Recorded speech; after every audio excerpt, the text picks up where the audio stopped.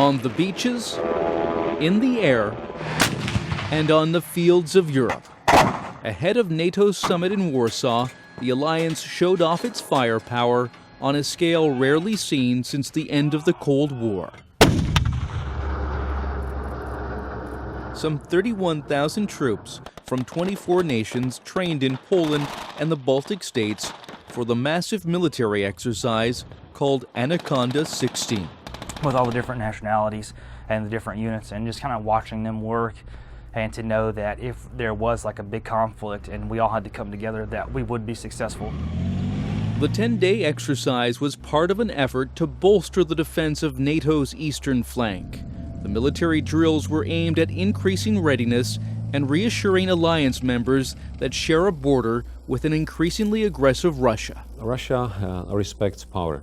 Russia sees a liberal approach, democratic approach, discussion, compromise as a weakness. In the spring, a NATO exercise put tens of thousands of troops and vehicles on the roads, rolling from Germany to the Baltics. In mid-June, NATO defense ministers approved a new permanently rotating force.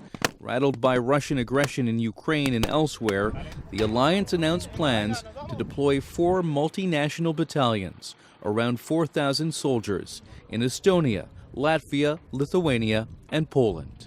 Hammering out the details will be at the top of the agenda for NATO leaders in Warsaw. We are now discussing the size, the scope, and the composition of that force.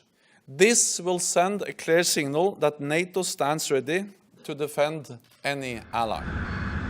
Many security analysts doubt the new NATO force would be able to repel a potential Russian attack. Instead, it's meant to act as a deterrent. It's not so much that actually Russia is sitting there thinking, how can we invade the Baltic states? It's more, I think, the fear that if the Baltic states look weak and easily pluckable from the tree, then it might create some temptation within Moscow. Russia has viewed the NATO exercises as a provocation. In response, it has carried out several snap military drills and said it would deploy 3 new divisions to western and southern Russia. Мы не скрываем, что у нас вызывает негативные отношения линия НАТО на продвижение своей военной инфраструктуры к нашим границам, на втягивание в военную деятельность блока других государств. Even before NATO's show of force, tensions with Russia were growing. We have 2 Russian Su-24s currently conducting multiple passes. In April, Russian jets buzzed the USS Donald Cook on patrol in international waters in the Baltic Sea. U.S. military officials described it as a simulated attack. If you've seen the movie Top Gun, okay, well, we don't need a replay of the Top Gun over the Baltic Sea.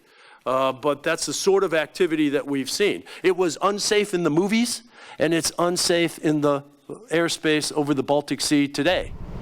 With both sides increasing their military posturing, one security analyst warns the situation could spiral out of control. There is certainly a finite risk that a war could break out by miscalculation.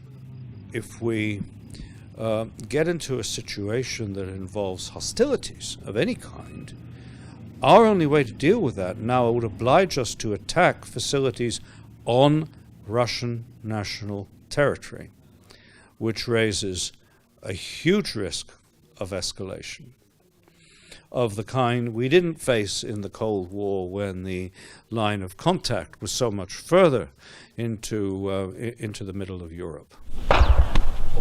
Ukraine understands the risks that come from sharing a border with Russia. Fighting with Russia-backed separatists still flares in the east of the country.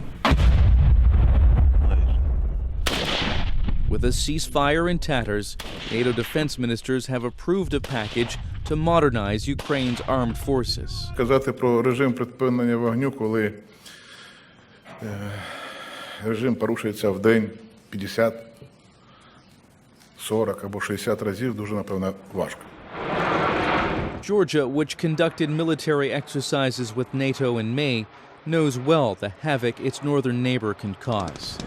The country was invaded by Russia in 2008, and Moscow supports the breakaway territories of South Ossetia and Abkhazia.